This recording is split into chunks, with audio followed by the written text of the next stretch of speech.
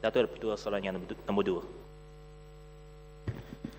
Tuan Yang Dipertua, Kementerian Dalam Negeri telah mengapasti 4 petunjuk prestasi utama KPI berasaskan kepada unsur-unsur mencapai kepentingan dan kesejahteraan rakyat, iaitu pertama, jumlah akta yang berkaitan dengan Kementerian Dalam Negeri yang dipinda, ditambah baik dan dimansuhkan dengan keutamaan diberikan kepada Akta Keselamatan Dalam Negeri. Kedua, peratusan penyelesaian rayuan dan permohonan tertunggak kewarganegaraan. Ketiga, peratusan penyelesaian permohonan dan rayuan tertunggak permit masuk. Dan keempat, peratusan penyelesaian permohonan tertunggak daftar lewat kelahiran. Pada tahun 2009, Kementerian Dalam Negeri telah mencapai 3 daripada sasaran yang ditetapkan bagi kesemua KPI yang tersebut seperti berikut.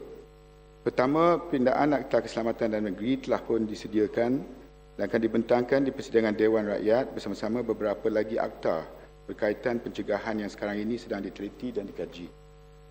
Kedua, permohonan kewarganaan yang tertunggak sebanyak 32,927 permohonan dari tahun 1997 hingga tahun 2006 telah pun diselesaikan.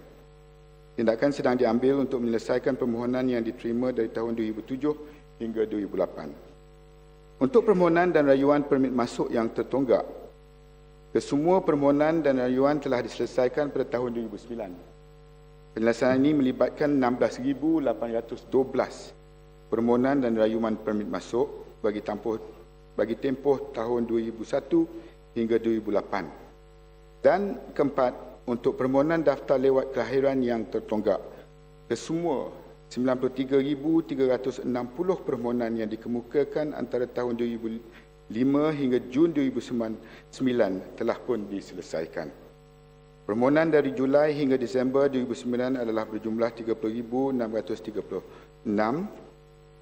Maaf, 30,638 dan sehingga 10 Mac 2010 banyak 30,313 permohonan telah pun diselesaikan dan meninggalkan baki hanya sebanyak 325 permohonan.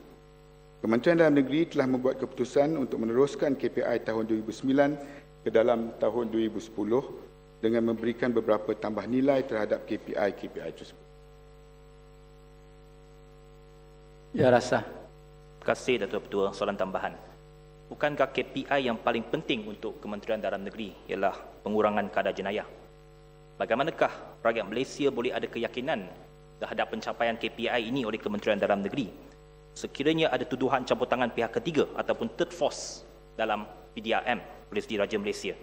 Dan ini bukan tuduhan daripada omong-omong kosong, bukan cakap daripada orang ramai, tetapi cakap daripada mulut Ketua Polis Negara sendiri. Dan saya harap Yang Berhormat Menteri boleh memberikan satu penjelasan yang sejelas-jelasnya dalam Dewan Yang Mulia ini berkenaan dengan perkara ini. Dan nampaknya adakah hubungan antara Yang Berhormat Menteri dengan Ketua Polis Negara ada keretakan? Kerana perlu Yang Berhormat Menteri dengan Ketua Polis Negara berkomunikasi melalui media, seolah-olah telefon di Bukit Aman sudah rosak. Jadi apa masalahnya? Saya harap Yang Berhormat Menteri boleh memberikan penjelasannya. Terima kasih. Pertamanya, Yang Berhormat kena tahu di antara KPI dengan NKRA dulu sebelum nak sentuh pasal polis dan hubungan saya dengan IGP.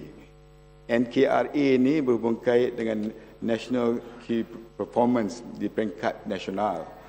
Dan kadar jenayah yang kita telah pun umumkan ingin diturunkan itu, iaitu 20% kadar jenayah jalanan menjelang tahun 2010 dan kadar jenayah keseluruhan 5% setiap tahun untuk 3 tahun berturut-turut, tidak ada kaitan dengan MKPI yang saya umumkan tadi.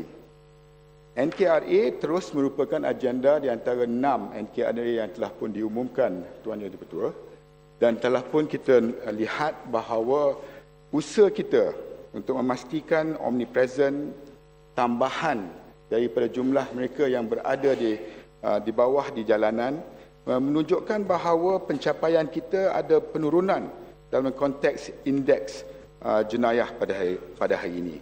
3.7% suku keempat 2009 berbanding suku kedua 2009, maknanya dah ada keturunan dari konteks jumlah indeks keseluruhan.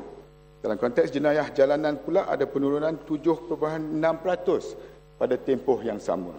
Ini tidak menunjukkan bahawa ada keretakan di dalam hubungan saya dengan IGP dan saya dah nafikan semalam. Dan kalau ada tuduhan-tuduhan daripada pihak ketiga mencampuri, ianya tidak menjejaskan agenda utama kita.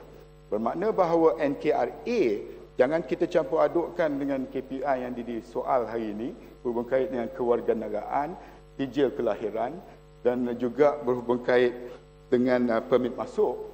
Kerana NKRT itu merupakan agenda nasional yang tetap akan kita laksanakan.